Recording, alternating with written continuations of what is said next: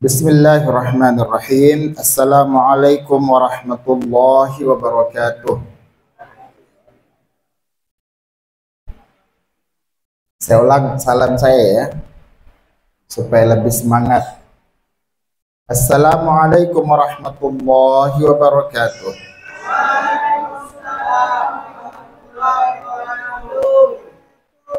Alhamdulillah.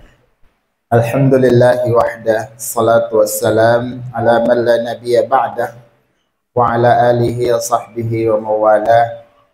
Alhamdulillah, alhamdulillahilladzi hadana lihadza wa ma kunna linahtadiya laula an hadanallah. Alhamdulillah, alhamdulillahilladzi bi ni'matihi tatimmus shalihat. Asyhadu an la ilaha illallah wa asyhadu anna Muhammadar Rasulullah. Allahumma salli wa sallim wa barik ala nabiyyina Muhammadin wa ala alihi wa sahbihi wa man tabi'ahum bi ihsanin ila yaumiddin. Amma ba'du. Rabbi shrah li sadri wa yassir li amri wahlul 'uqdatam min lisani yafqahu qawli. Jamaah salat subuh, hafizakumullah, karamakumullah jami'an. Semoga Allah Subhanahu wa taala senantiasa menjaga keimanan kita, semangat, mengaruniakan keistiqomahan kepada kita sekalian dan memuliakan kita. Dan standar kemuliaan di sisi Allah, jika Allah telah hendaki seorang hamba menjadi mulia, maka jalan-jalan takwa akan menjadi lazim bagi dia. Bukan sekedar dia tahu, tapi terbuka buat dia dan dia melazimkan diri terhadap jalan-jalan takwa jika Allah telah menghendaki kemuliaan bagi sang hamba. Karena inna akramakum 'indallahi atqakum. Karena kemuliaan di sisi Allah Subhanahu wa taala itu ditakar hanya dengan standar atau indikatornya dengan ketakwaan. Tentang salam, jamaah sekalian dimuliakan Allah Subhanahu wa taala, ini bukan sekedar guyon ketika misalnya seseorang merasa tidak begitu disambut salamnya, terutama kalau dalam majelis seperti ini, dan kemudian mengulangnya. Sebagian kadang, setidaknya yang saya rasakan secara pribadi, saya tidak tahu apa yang dirasakan jemaah, kadang kita merasa lucu atau seolah-olah bercanda penceramahnya ketika dia mengulang salamnya karena menganggap direspon kurang antusias, gitu ya. Kemudian dia mengulang dan kadang kita menganggap itu sebagai guyon buat dia untuk menyemangati kita. Tapi padahal lebih dari itu sebenarnya. Karena sesungguhnya ketika interaksi pertama, bahwa indikator interaksi antar manusia dalam Islam itu pembukanya adalah salam. Dan kalau antum pernah, ini bagi ikhwah yang sudah pernah ikut daurahnya, fanut ta'amul, ketika kita murajaah materi tentang seni interaksi, maka sebenarnya pembuka itu jangan disepelekan, karena dia bisa mempengaruhi banyak hal, bisa mempengaruhi mood, ya. Mood itu perasaan dan pikiran seseorang, ya. Ketika ada orang yang minta salam, memberi salam kepada kita, kemudian kita menjawab sekenanya, itu jangan sepelekan. Respon kita itu bisa sangat mempengaruhi perasaan orang. Dan kalau judulnya adalah kita di majelis ta'lim, ya, di majelis ta'lim, kemudian kita merespon salam itu sekedarnya, bisa-bisa kita kehilangan keberkahan dari ilmu itu. Kenapa? Karena bisa jadi ustadznya sudah dengan semangat mau membagi faidah, tapi karena jawaban kita yang sekedarnya tidak antusias, itu mengacau balaukan mood dia, sehingga tidak maksimallah apa yang akan didapatkan dalam majelis itu. Dan ini berawal dari tidak antusiasnya kita, ini berawal dari pelanggaran, jadi jangan disepelekan. Ini pelanggarannya adalah bahwa ada orang yang tidak menunaikan sunnah Nabi Shallallahu Alaihi Wasallam dengan antusias. Padahal kesempatan untuk menunaikan sunnah Nabi, para ulama salafus saleh itu senantiasa berazam untuk semua sunnah Nabi. Banyak sekali sunnah Nabi SAW. Dimaksud sunnah Nabi itu adalah segala perkataan Rasulullah SAW, ya, yang dikatakan oleh Nabi SAW, atau perbuatan yang beliau tunjukkan di hadapan para sahabatnya, atau bahkan termasuk persetujuan Nabi SAW. Jadi mungkin dia bukan perkataan Nabi, mungkin juga bukan perbuatan Nabi, tetapi ada sahabat yang mengatakan itu atau melakukan itu di hadapan Nabi, dan Nabi menyetujuinya. Menyetujuinya bisa dalam bentuk perkataan, dia mendeklar, menyetujui hal tersebut, atau dengan diamnya Nabi Shallallahu Alaihi Wasallam. Bahkan dengan diamnya Nabi Shallallahu Alaihi Wasallam itu bisa menjadi sunnah. Kenapa? Karena kita memakai kaidah, atau ulama kita memakai kaidah bahwa tidak mungkin kalau dia sesuatu yang mungkar dan tidak benar dalam persoalan agama, tidak mungkin Nabi mendiamkannya. Maka ketika beliau mendiamkannya, maka itu menjadi persetujuan terhadap hal tersebut. Nah, ulama salaf kita itu berazam, berupaya semaksimal mungkin bisa berpengalaman menunaikan sunnah-sunnah Nabi Sallallahu Alaihi Wasallam meskipun sekali. Sementara salam ini adalah sunnah Nabi Sallallahu Alaihi Wasallam yang bertebaran, berhamburan gitu. Banyak sekali orang yang udah minta salam kepada kita tentang hak muslim, seorang muslim kepada yang lain. Itu bahkan dalam konteks itu kewajiban untuk menjawab salam, meskipun sebagian kemudian menjelaskan bahwa adab atau kaidah salam dan menjawab salam bisa perwakilan. Tapi kembali pada konteks yang saya sebutkan tadi, bahwa antusiasme seseorang terhadap respon dalam seni berinteraksi, dalam merespon dari saudaranya, itu bisa mempengaruhi mood dia. Maka pada konteks itu sebenarnya kita tidak punya alasan untuk tidak memberikan respon yang antusias, ya, sehingga biasanya orang akhirnya mengembangkan kreativitas dalam salam, ya. Biasa dimulai dengan pantun, kemudian dilanjutkan dengan salam, atau yang paling sering mengulang salam, ya, mengulang salam. Ini saya minta maaf memulai dengan ini karena setidaknya di majelis kita sudah beberapa kali kejadian salam pertama dijawab sekedarnya, sehingga pemateri terpaksa harus mengulang, bukan terpaksa ya, mengkondisikan dengan mengulang salam, dan terbukti setelah diulang salam kedua, antum dengan semangatnya menjawab salam itu. Terpaksa lari ke salam dulu. Baik, ikhwas sekalian, jamaah dimuliakan Allah Subhanahu wa taala, terkait dengan lanjutan ta'lim kita, dan ini min bab kita mensyukuri nikmat Allah. Tidak mengapa kita sebut adalah bahwa pengaturan ada ta'lim ba'da subuh, pengkondisian seperti ini, ada ta'lim ba'da qabla iftar, itu jangan disepelekan dan sebaiknya kita mensyukurinya. Kenapa? Ini bagian dari keberkahan Ramadan. Bisa jadi ta'lim ba'da subuh itu antum kejar-kejar setelah Ramadan tidak ada lagi, karena sudah tidak terkondisikan. Apalagi ta'lim qabla iftar, ya.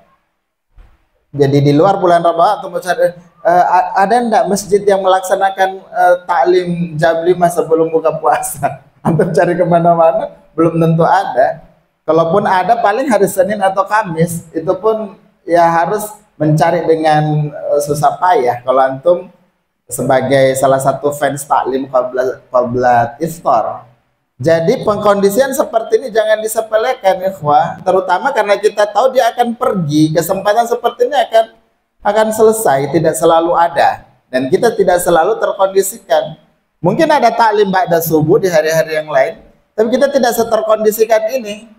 Biasanya kalau taklim ba'da subuh, yang lain kan nanti ba'da taklim baru kita makan. Biasanya gitu ya.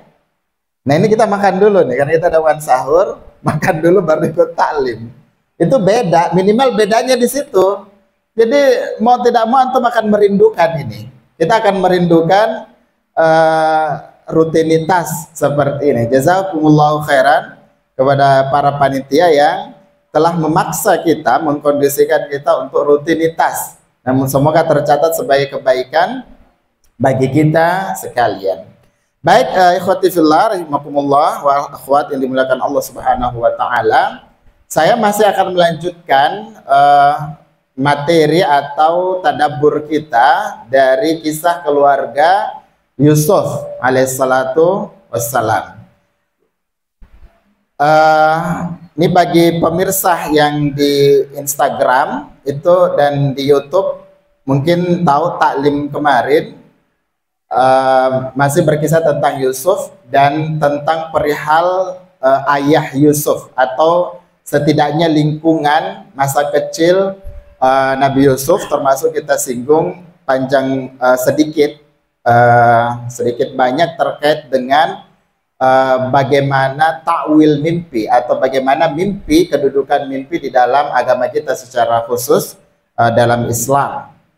Nah selanjutnya kita karena kisahnya agak sangat menarik, sebagaimana kita sudah sampaikan bahwa kisah Yusuf itu ditegaskan oleh Allah Subhanahu wa taala sebagai ahsanal qasas, ya, best of the best story di dalam Al-Qur'an.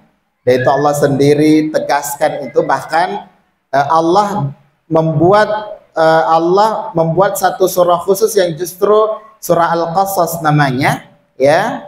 Dan di situ banyak menceritakan tentang Nabi Musa, tapi justru ahsanal qasas itu dinobatkan pada surah Yusuf atau disebutkan dalam surah Yusuf secara khusus, dan itu bercerita tentang kisah Yusuf. Maka tentu banyak sekali pelajaran kita bisa ambil dari kisah Yusuf. Singkat cerita, jamaah sekalian, setelah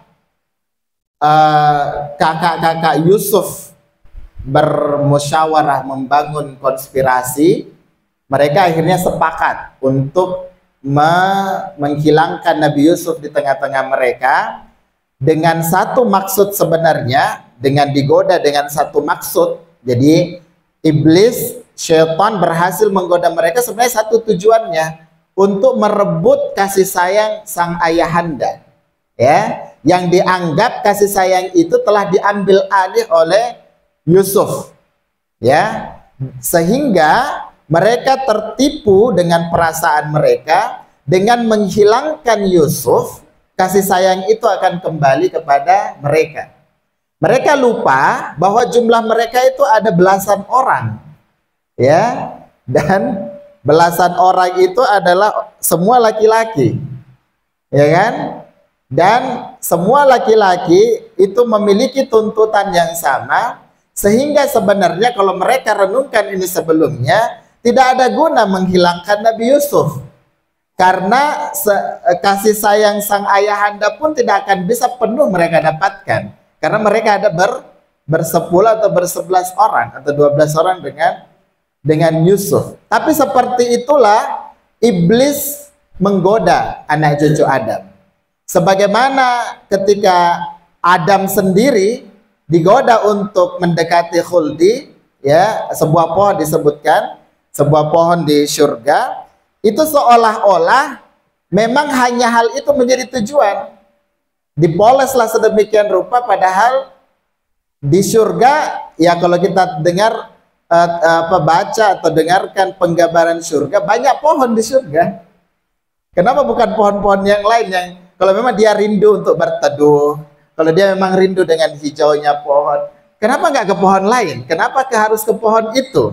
Gitu kan? Tapi seperti itulah kelihayan syaitan. Dan betullah terjadi ketika mereka, meskipun mereka diselamatkan akhirnya karena tadinya konspirasi itu memaksudkan untuk membunuh Yusuf, ya, mereka akhirnya tidak tega dengan salah satu pendapat salah seorang dari mereka, dan akhirnya dilakukanlah usulan itu dengan memasukkan Yusuf atau membuang Yusuf ke sumur.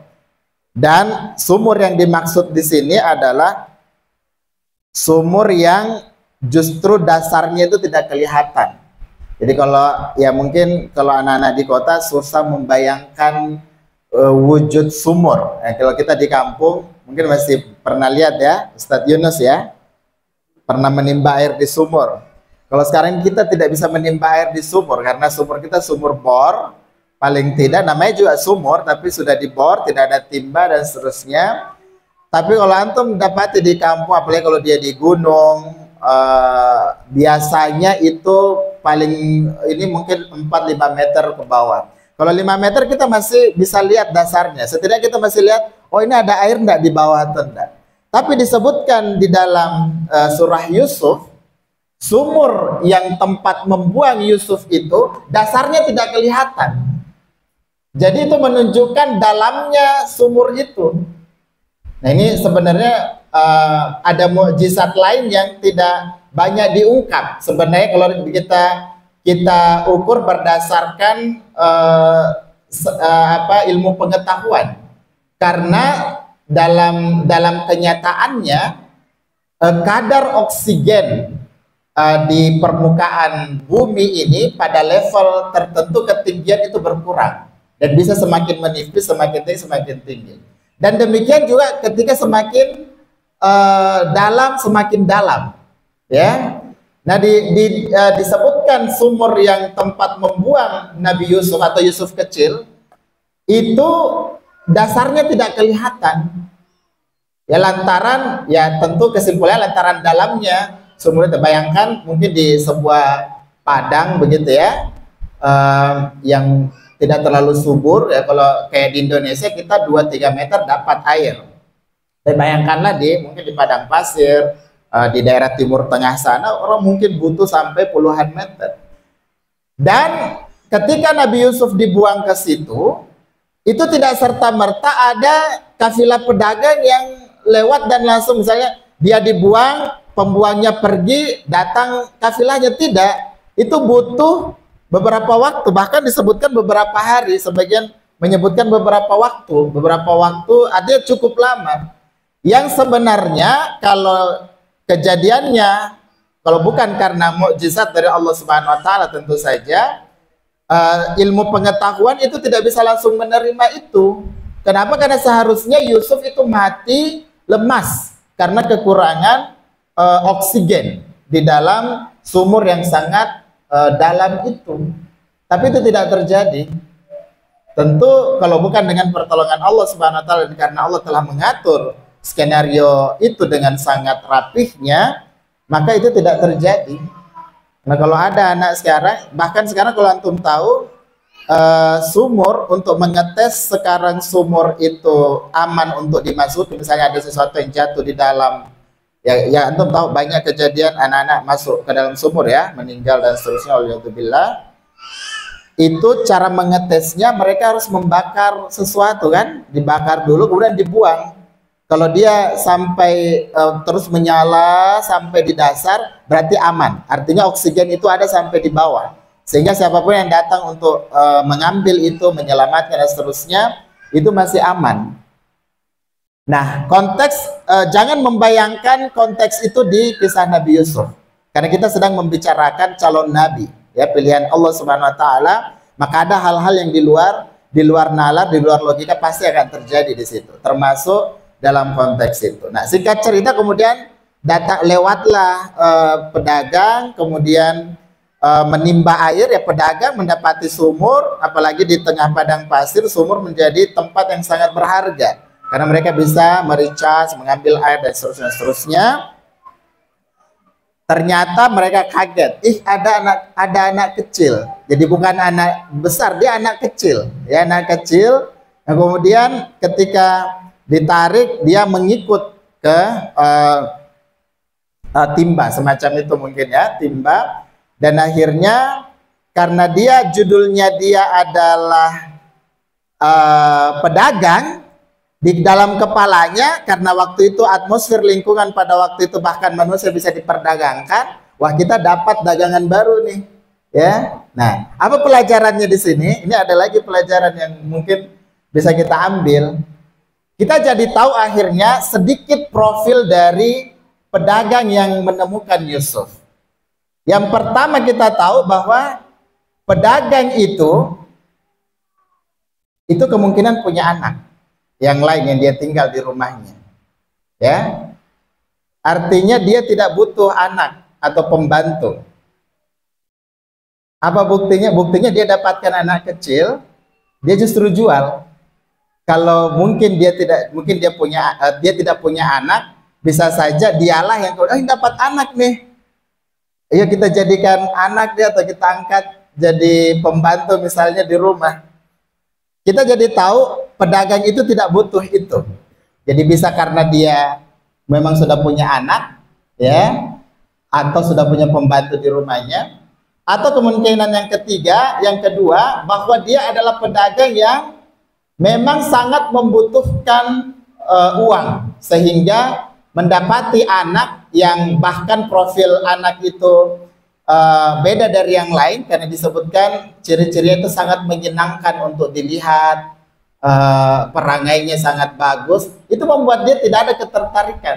Intinya dia tidak tertarik. Dia temukan betul-betul dalam cerita itu, dia betul-betul hanya sebagai memerankan lakon, peran penyelamat anak itu untuk dibawa kepada Al-Aziz, itu saja.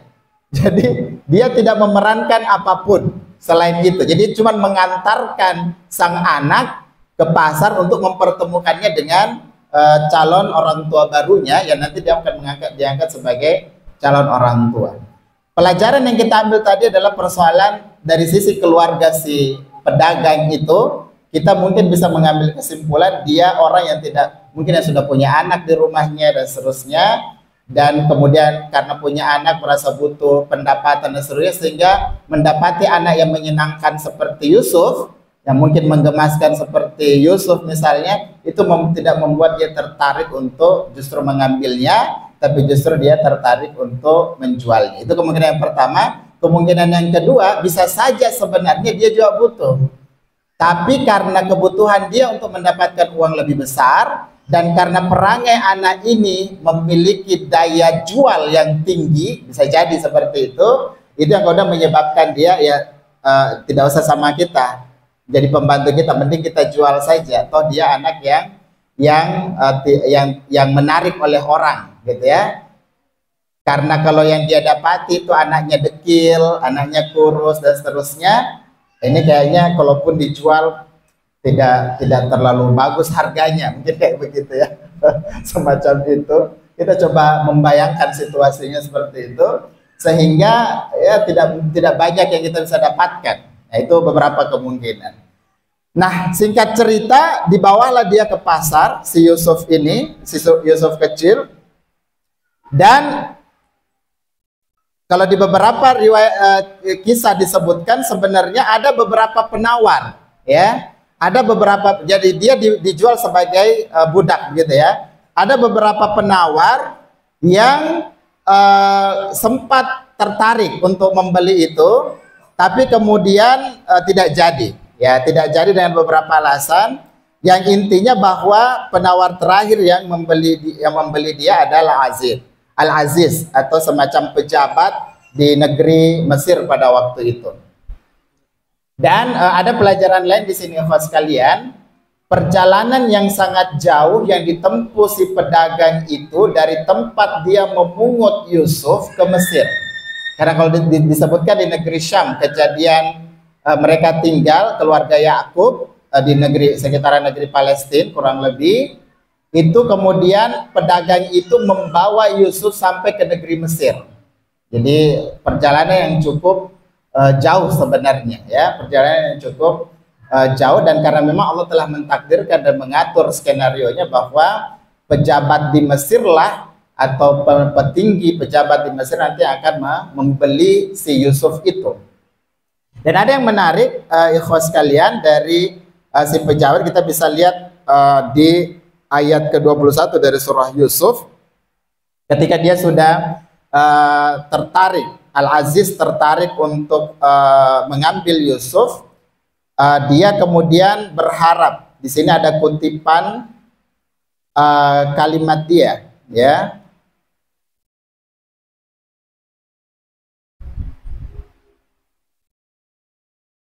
Asa ayyam fa'na au nattakhidahu waladan, ya. Jadi asa ayyam fa'na au nattakhidahu waladan, ya. Jadi dia datang bersama dengan istrinya, kemudian dia bilang sama istrinya, jadi Al-Aziz nih, Al-Aziz berarti suaminya, ya, pejabatnya, tertarik dengan anak itu, kemudian bilang sama istrinya, kayaknya bisa nih kita, dia bisa mungkin bermanfaat bagi kita, dia bisa membantu kita, atau bagaimana kalau kita angkat dia sebagai anak, ya. Nah, kalimat ini adalah kalimat yang unik karena dikutip 2 kali oleh Allah Subhanahu wa taala. Kalimat ini juga dipakai ketika Musa alaihissalatu wassalam Musa kecil ditemukan oleh istri Fir'aun, ya, Asia. Namanya Asia, ya. Bukan Aisyah. Namanya Asia. Itu menemukan, persis dia sampaikan seperti itu kepada suami. Kalau ini konteksnya suami menyampaikan kepada istri bahwa ini asa yang fa'na au nattakhidahu waladan. Kalau ini, kalau di konteks yang lain itu istri Fir'aun menyampaikan kepada Fir'aun sambil membujuk, ya, sambil membujuk, asa ayyam fa'na au nattakhidahu waladan, ya. Apa konteks yang kita bisa lihat dari sini? Pertama, kita jadi tahu bahwa Al-Aziz itu orang yang tidak punya anak, ya. Itu kebanyakan kesimpulan umum tuh. Jadi orang yang tidak punya anak, dia tidak punya anak tentu bisa dalam beberapa konteks kalau mau didalami. Entah dia baru menikah, ya, menikah dengan istrinya dan belum punya anak, atau memang dia sudah lama menikah dan tidak dikarunia anak. Intinya tidak melihat kondisi dia, apakah dia baru menikah atau sudah lama menikah belum punya anak. Intinya dia menginginkan anak, ya, dia menginginkan anak, dan tentu keinginan itu tentu Allah yang susupkan ke dalam hati mereka, dan bisa jadi bagian dari doa dia sebelumnya, ya. Jadi bisa jadi itu menjadi bagian doa dia sebelumnya. Dalam kondisi bahwa dia memang membutuhkan anak, tentu itulah yang kemudian membawa dia jalan-jalan tentu ke pasar, dan sebelumnya mungkin pernah terbersit doa untuk meminta anak, dia dapatilah anak yang menarik hati mereka yang dijual, dan kemudian mereka ambil untuk diangkat menjadi anak. Singkat cerita, itulah perjalanan Yusuf masuk ke dalam istana setelah dibuang oleh saudara-saudaranya dan terpisah dari orang tuanya, setelah dibuang oleh saudara-saudaranya ke dalam sumur. Menempuh perjalanan ratusan kilometer dari tempat asalnya ke negeri Mesir demi untuk menjemput takdirnya yang Allah sudah tetapkan baginya sebagai penghuni istana, ya, sebagai penghuni istana. Kalau kita berhenti kisah membaca kisah Yusuf sampai seperti itu saja, maka kita bilang happy ending, selesai. Tapi kan kehidupan itu tidak sepotong-sepotong, ya. Dan ini pelajaran penting dalam belajar sejarah, dan Al-Quran mengajarkan kita ketika Allah Subhanahu wa ta'ala memasukkan daftar kisah-kisah yang sangat banyak yang dinotis secara khusus dalam Al-Quran, itu adalah bukan kisah-kisah yang seharusnya dilihat pada konteks sepenggal-sepenggal. Kenapa? karena sesungguhnya Allah tidak menciptakan sesuatu itu kebetulan. Maksudnya, oh ini kebetulan ada yang butuh anak, ada anak nih yang dijual, beli gitu. Tidak seperti itu. Tapi di belakangnya ada proses yang panjang, di depannya ada proses yang terus berlanjut sampai Allah mentakdirkan ajalnya atau akan ditutup dengan hari kiamat. Seperti itulah kehidupan secara utuh kita melihatnya.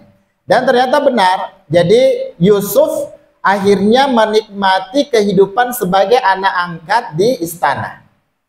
Tetapi dengan dia kemudian hidup dengan ya sangat representatif berkecukupan. Di beberapa di beberapa penuturan kisah disebutkan sesekali dia terbersit kerinduan kepada orang tuanya, tetapi karena ternyata Al-Aziz betul-betul menunjukkan kecintaan juga kepada beliau, itu akhirnya menutup kerinduan beliau terhadap orang tuanya, terutama di awal-awal di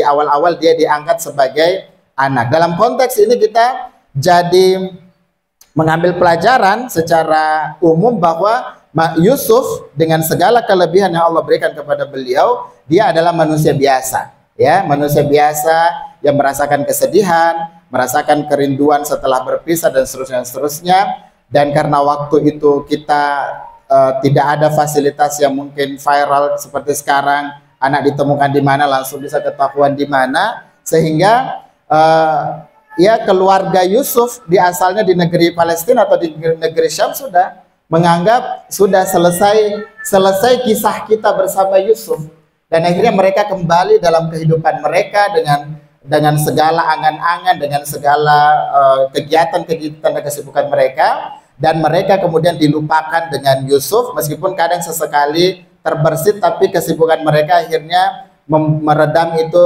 waktu demi waktu sampai berpuluh-puluh tahun mereka lalui waktu dengan sangat panjang dan sampai sudah lupa, ya. Karena disebutkan memang dalam penghujung kisah ini saudara-saudara Yusuf itu sudah lupa tentang Yusuf. Tetapi ada satu orang yang tidak pernah melupakan itu dan tidak pernah berhenti memikirkan si Yusuf, yaitu ayahanda beliau tercinta Yakub alaihissalatu wassalam, dengan terus membangun prasangka baik kepada Allah Subhanahu wa taala. Dia tetap berkeyakinan bahwa anak kesayangannya itu masih hidup di suatu tempat. Dan tentu saja semua kenikmatan kebaikan yang didapatkan oleh Yusuf ketika dia diangkat menjadi anak pejabat seperti itu tidak lepas dari doa-doa yang dipanjatkan oleh Yakub, ya, Yakub ketika dia merasakan kesedihan dan kerinduan yang luar biasa atas kehilangan Yusuf. Karena dia berprasangka baik kepada Allah Subhanahu wa taala bahwa anaknya masih hidup, maka dia tentu terbersit doa-doa kebaikan untuk anaknya. Dan itulah yang menjadi sebab utama, tentu tidak terlepas dari skenario Allah, tetapi adalah sebab manusiawi yang menjadi sebab Yusuf mendapatkan karunia-karunia kebaikan, mendapatkan pengganti orang tua dan bahkan hidup di istana seterusnya. Itu adalah salah satu buah dari doa-doa yang dipanjatkan oleh ayahnya di tengah-tengah kesedihan atas kehilangan dirinya, seperti itu. Dan seperti inilah kemarin kita sempat menyinggung, ya. Kalau kita disuruh diminta memilih kehilangan anak, la qadarullah, ya. Kehilangan anak dalam usia kecil. Lebih gampang mana kita terima berita atau kabar bahwa anak itu meninggal, ada kehilangan selama-lamanya meninggal, ataukah anak itu diculik? Ini dua-duanya Ustaz tidak enak nih judulnya. Ini meninggal la qadarullah, kita juga itu yang punya anak belum siap dapat kabar itu, meskipun kita tahu itu pasti akan terjadi kepada semua manusia, ya. Tapi kalau harus memilih dari dua yang paling berat itu dalam konteks manusiawi kita lebih gampang menerima sesungguhnya kondisi kehilangan anak karena kematian anak tersebut dibandingkan karena kehilangan anak itu entah diculik atau apa, yang kita tahu dia masih hidup. Kenapa? Karena kalau kita tahu bahwa dia meninggal, mati, kita selesai. Ya mungkin kita akan sedih pada saat hari kematiannya dan beberapa hari setelahnya. Tapi kita sudah tahu bahwa dia kembali kepada Allah Subhanahu wa taala. Yang membuat kita terus sedih dan tidak berakhir-akhir sedih itu adalah kalau kita tahu kita kehilangan anak kita di sisi kita dan kita tahu anak itu masih hidup dan diculik atau diambil oleh orang lain. Kita akan terus memikirkan dia sebagai orang tua. Kita akan terus memikirkan apakah dia tidak lapar, apakah dia kedinginan, apakah dia cari saya, gitu kan? Dia enak makannya atau tidak. Hal-hal seperti itulah yang menyiksa kita. Maka silahkan berempati dengan perasaan Yakub. Ya, meskipun laporan dari saudara Yusuf bahwa anak itu meninggal, tapi karena dia nabi nih, saudara-saudara Yusuf lupa kalau bapaknya itu adalah seorang nabi yang dapat wahyu dari Allah Subhanahu wa taala. Bapaknya tahu bahwa anak itu tidak mati. Dan itulah yang semakin menambah kesedihannya. Kenapa? Karena dia memikirkan, selain memikirkan kesedihan dia karena tega-teganya, ini saya betul-betul gagal menjadi seorang ayah nih. Kenapa gagal sebagai seorang ini? Salah satu bentuk kegagalan menjadi seorang ayah adalah ketika ada konflik antara bersaudara, dan apalagi kalau sudah di antara bersaudara itu mereka saling membunuh satu sama lain. Itu kan wujud cobaan paling besar sebagai orang tua tuh. Kalau anak kita saling berkelahi, ya berkelahi. Saya tuh betul-betul stres kalau di rumah. Anak saya ada 4 orang yang laki-laki dari 7 orang. Itu kalau mereka berkelahi saja satu sama lain dan ada yang paling besar itu misalnya menendang dengan keras anak saya, itu betul-betul stres, frustasi lihat gitu kan. Apalagi kalau istri saya sudah mulai komentar, kenapa abah diam saja katanya. Maksudnya dia menuntut saya, kenapa membiarkan konflik itu terjadi di depan mata gitu kan. Jadi dalam konteks yang kecil seperti itu, mungkin perkelahian anak kita hanya berebut mainan, itu kita sebagai orang tua merasa gagal. Apalagi kalau ada orang yang mengompori kita, ini tidak becus jadi ayah, ini anaknya berkelahi. Jadi bayangkanlah perasaan Nabi Yakub pada waktu itu, ya, anaknya hilang satu dan penyebabnya adalah kakaknya sendiri. Jadi betapa sedihnya dia. Jadi sebenarnya kesedihan Nabi Yakub itu bukan karena dia tahu anak Yusuf meninggal, bukan. Salah satu yang membawa beliau sangat sedih itu adalah kejadian itu. Dia merasa kok tega-teganya ini kakak-kakaknya itu memperlakukan adiknya seperti itu. Di samping dia juga mungkin secara manusiawi memikirkan bagaimana Yusuf nih, bagaimana keadaannya, apakah dia tidak kelaparan dan seterusnya. Tapi lebih dari itu dia sangat sedih karena anaknya yang lain yang menyedihkan menjadi penyebab itu. Ya, dan kita bisa merasakan kesedihan itu, dan bahkan seperti yang kita sebutkan tadi, berpuluh tahun berlalu waktu, bahkan orang-orang sebagian besar saudara-saudara Yusuf sudah lupa kejadian puluhan tahun itu. Yakub tidak pernah melupakan, hilang dari pikirannya terkait dengan kejadian tersebut. Bahkan disebutkan dalam kisah Yusuf sendiri di dalam Al-Quran. Kesedihan yang dirasakan oleh Yakub itu adalah puncak kesedihan yang representasi kesedihan seorang ayah yang kehilangan anggota keluarganya yang paling tinggi, ya, karena beliau tidak sekedar menangis saja, tapi tangisannya itu sampai membuat dia buta, ya, itu disebutkan seperti itu. Jadi kesedihan dia di samping karena usia dan seterusnya, tapi kesedihan dia yang disebutkan menjadi penyebab dia akhirnya buta, dan justru kebutaan itu di ujung cerita nanti itu tiba-tiba terobati, ya, terobati hanya dengan kain yang dikirimkan Nabi Yusuf pada waktu itu kepada ayahnya. Seperti itu. Nah, kita kembali kepada kisah Nabi Yusuf masuk ke dalam keluarga Al-Aziz. Maka dalam kurun waktu sampai dia beranjak remaja, remaja awal, dan kemudian menjadi dewasa awal dan seterusnya, dia betul-betul mendapatkan full service dari sang ayah angkat. Sehingga lahirlah seorang pemuda yang semakin utuh ketampanannya, semakin bagus kepribadiannya karena hidup di tengah-tengah orang terhormat, dan seterusnya, sehingga mengumpulkan kesempurnaan karakter sebagai seorang laki-laki. Yang ternyata itulah menjadi awal mula kembali cobaan berikutnya, ya. Dan cobaan berikutnya bukan main, karena dia berhubungan dengan hubungan antara laki-laki dan perempuan, ya. Dan tidak main-main. Ini betul-betul cobaan yang menimpa Nabi Yusuf alaihissalam. Beberapa puluh tahun sebelumnya dibuang oleh atau dicelakai oleh saudara-saudaranya sendiri. Nah, ini kemudian dia akan diuji dengan ibu angkatnya sendiri, ya. Nah, ibu angkatnya yang hidup bersama dia di istana, mungkin menyaksikan juga pertumbuhan dia dan seterusnya, yang kemudian digoda oleh iblis, digoda oleh syaitan, sebagaimana syaitan berhasil menggoda saudara-saudara Yusuf. Itu kemudian menggoda istri Al-Aziz untuk berbuat mesum dengan pemuda Yusuf pada waktu itu, sang pemuda, ya.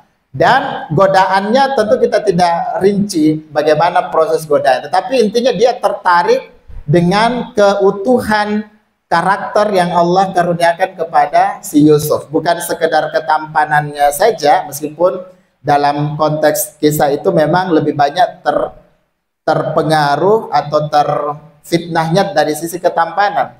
Tetapi si istri Al-Aziz itu juga tahu karakter lain dari Yusuf, sehingga kemudian menyusunlah konspirasi, dan setan memberikan kesempatan itu, memberikan usulan untuk dalam godaannya, dan terjadilah rumah kosong. Kemudian dia melakukan rencananya, ya. Tapi karena Yusuf adalah orang yang dijaga oleh Allah Subhanahu wa taala, sehingga dia diselamatkan.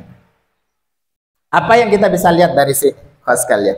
Dari konteks istri seorang pejabat, orang kaya, perempuan, dia cantik juga, yang dia bisa mengadakan apapun yang dia inginkan. Itu sebenarnya contoh yang diabadikan oleh Allah Subhanahu wa taala, yang juga relevan terjadi di kita hari ini. Hari ini, ikhwas sekalian, jemaah dimuliakan Allah Subhanahu wa taala, salah satu masalah moral yang tidak banyak terekspos hari ini adalah istri-istri pejabat yang memelihara berondong. Pernah dengar itu? Bukan memelihara kedondong, dia memelihara berondong.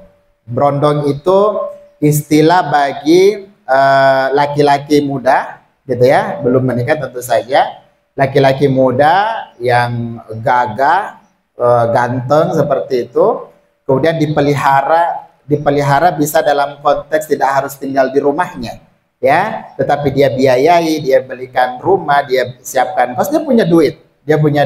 Dan ternyata percaya atau tidak percaya, ada agen-agen khusus tuh, ya. Jadi kalau pelacur dan gigolo kita punya ada mucikarinya, gitu kan. Ini enggak khusus untuk berondong para istri-istri pejabat, itu ada agen-agen khususnya yang hanya berputar atau beredar informasinya di circle mereka. Ibu-ibu sosialita yang suaminya bos apa gitu, bos perusahaan apa, terutama kalau bos tambang, hati-hati nih bos tambang, karena uangnya memang uang panas kayak gitu.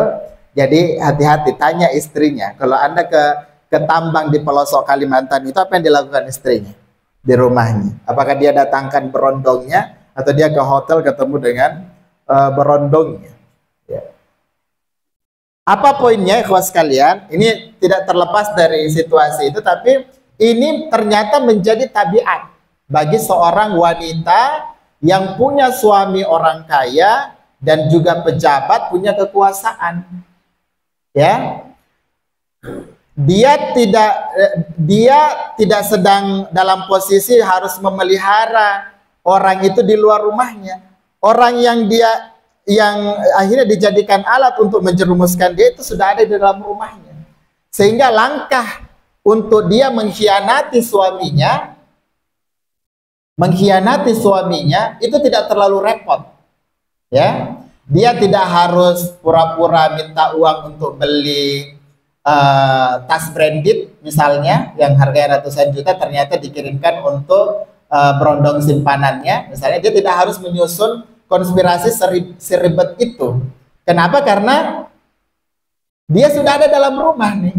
Dia cuma butuh pengkondisian saja. Pengkondisian apa? Menunggu suaminya tugas di luar rumah. Dan kita nggak tahu, tidak begitu detail disebutkan. Jadi orang kaya biasanya, apalagi di zaman dulu, ada pembantu dan seterusnya. Dia tinggal mengatur semua itu, sehingga yang tinggal di rumah itu tinggal dia berdua dengan sang anak angkat. Ya. Yang akhirnya dia goda, awalnya digoda baik-baik, tapi karena dia anaknya soleh, akhirnya dipaksa. Ya, dipaksa pun tidak kejadian, karena keburu, entah bagaimana ceritanya, tiba-tiba suaminya pulang. Jadi antum bisa membayangkan sinetron yang sangat dramatis yang pernah antum nonton dalam konteks perselingkuhan seperti itu. Maka bayangkanlah kejadian detik-detik itu, ya. Jadi kalau nonton sinetron di Indosiar mungkin di shoot dengan slow motion, suaminya turun dari dia sedang mencoba mengerjai berondongnya, suaminya turun dari mobil slow motion sambil berjalan menuju pintu dia dan ketemu depan pintu. Ceritanya ketemu depan pintu dan diketahui itu. Kemudian dia segera memutarbalikkan fakta bahwa Yusuf ini sedang mencoba untuk menistakan saya, seperti itu dan seterusnya. Dan akhirnya ada pembuktian ringkas secara tertutup, tentu saja tidak dibuka, apalagi disiarkan secara langsung. Dia dibuktikan secara tertutup dan terbukti bahwa Yusuf tidak bersalah asalnya. Tapi karena dia pembuktiannya orang kaya, pejabat dan seterusnya, ini kalau tersebar luar ini tidak enak banget nih. Ini bisa mencoreng nama baik si pejabat kan.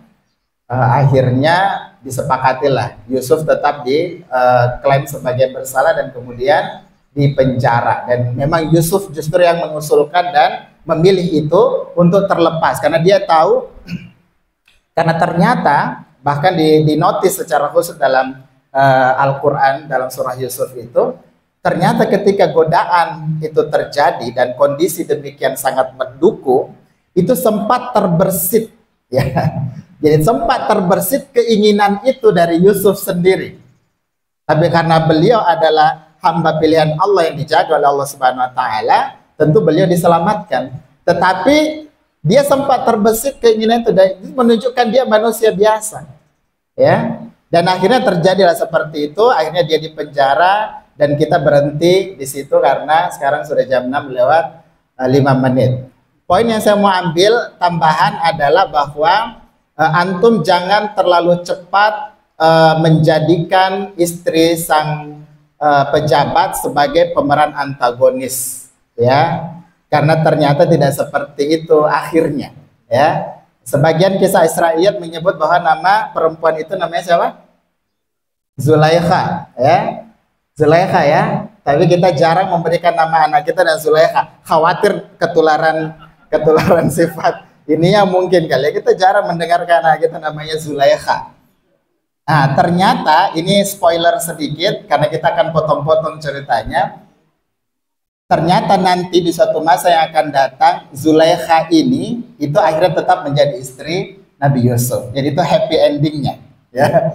Jadi happy endingnya. Jadi kalau dalam konteks ini ada perempuan menfitnah dan seterusnya, bahkan Nabi Yusuf masuk penjara, pemeran antagonis ini kalau dalam sinetron, ya. pasti ibu-ibu penonton sinetronnya sudah mendoakan supaya si si ibu itu sudah dikenai celaka dan seterusnya. Memang betul sesuai dengan doa netizen. Jadi dia betul akhirnya disebutkan di sebagian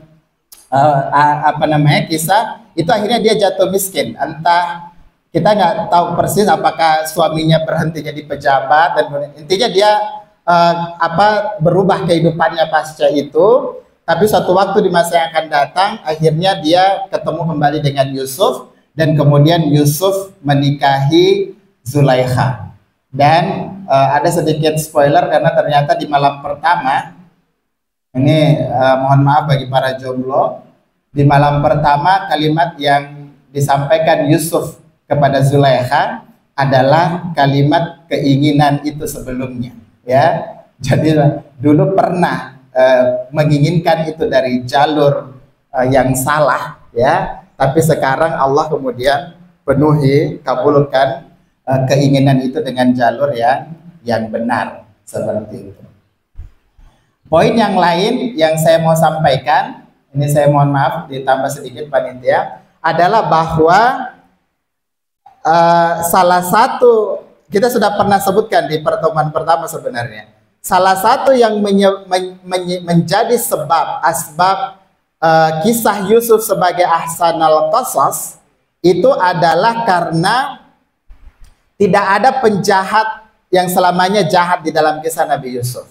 Ya, mereka itu diberi kesempatan oleh Allah Subhanahu wa taala berhenti menjadi penjahat, insaf dan menjadi orang baik. Jadi kalau antum dengar cerita Yusuf seolah-olah penjahatnya dalam tanda petik ya, antagonis dalam cerita itu adalah saudara-saudara Yusuf, antum salah.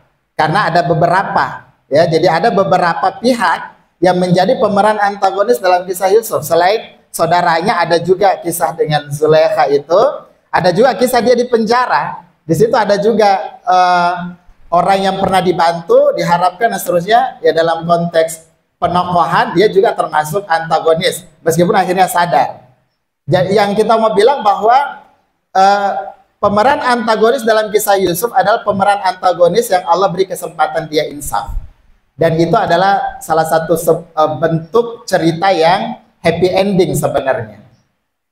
Ya, dikaitkan dengan kisah Musa, ikhwan sekalian dimuliakan oleh Allah Subhanahu Wa Taala, pada tahapan yang sama, tapi pada konteks yang berbeda, Musa juga merasakan hal yang kurang lebih sama. Ya, jadi ketika dia beranjak dewasa dengan berbagai macam dinamikanya, dia terpisah dari ibunya. Kalau tadi Yusuf puluhan tahun, kalau disebutkan Musa itu hanya beberapa hari terpisah dari ibunya. Karena setelah dia ditemukan oleh istri raja kemudian mencari yang bisa menyusui si Musa, dan tidak ada yang bisa menyusui Musa kecuali ibunya sendiri. Seperti itu. Nah dalam konteks lain, kalau Yusuf ditelantarkan atau dibuang oleh kakak-kakak laki-lakinya, sementara Musa itu justru diselamatkan oleh kakak perempuannya. Ya, disebutkan ya.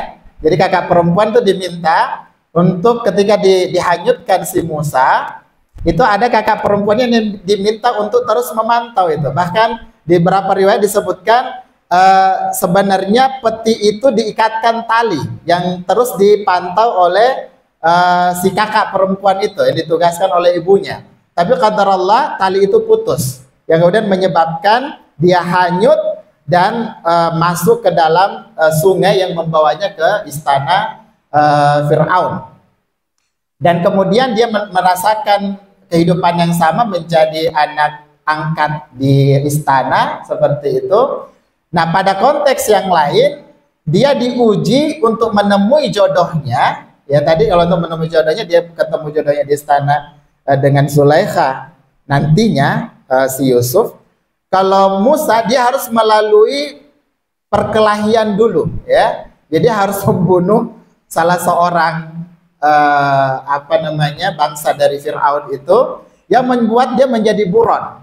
Dan di tengah dia menjadi buron itulah dia kemudian ke negeri Madian karena ketakutan, ke negeri Madian, dan di sanalah dia menemui jodohnya. Nah jodoh yang dia temui di sana itu perangainya agak berbeda. Ya kalau tadinya agak, ya afwan sedikit kita sebut agak agresif, agak genit bahasa Ustadz kemarin. Maksudnya dalam konteks lain, Ustadz suka kalau perempuan genit di dalam kamar katanya. Istri maksudnya. Ini justru calon istri Musa itu adalah perempuan yang sangat menjaga iffahnya, ya, menjaga kehormatannya, sangat pemalu. Meskipun ternyata ketahuan dia juga menginginkan, dia jatuh hati, jatuh cinta kepada Musa, tapi dia tidak umbar itu. Justru dia kemudian membujuk dengan cara yang sangat halus dan berputar-putar kepada bapaknya untuk kemudian mengangkat dia, membujuk dia. Ini selain kuat dia amanah, katanya dia. Sampaikanlah ceritanya. Ini sebenarnya kalau kita tangkap, kalau kita sebagai bapak tahu bahwa ini anak saya telah terfitnah nih sama seorang pemuda. Jadi mau tidak mau dia harus uruskan itu, dan akhirnya bapaknya yang sangat mengerti kebutuhan itu akhirnya mengiyakan, bahkan tahu bahwa si pemuda ini tidak punya apa-apa. Akhirnya kemudian dijadikan mahar untuk dia harus bekerja selama beberapa tahun, kalau tidak salah 8 tahun ya. 8 tahun itu sebagai mahar dia untuk menikahi perempuan itu. Nah, konteksnya kurang lebih seperti itu. Saya sengaja mention itu karena memang sejak awal kita selalu mencoba menghubungkan. Ya, kita bercerita tentang keluarga Yusuf, tetapi kita mau hubungkan dengan benang merahnya ke kisah Musa juga. Saya kira begitu. Mohon maaf kalau terlalu berbelit-belit. Mudah-mudahan ada faedah yang bisa didapatkan oleh para jemaah sekalian. Hadanallahu wa iyyakum. Subhanakallahumma bihamdik, asyhadu an la ilaha illa anta, astaghfiruka wa atubu ilaik. Saya dititipi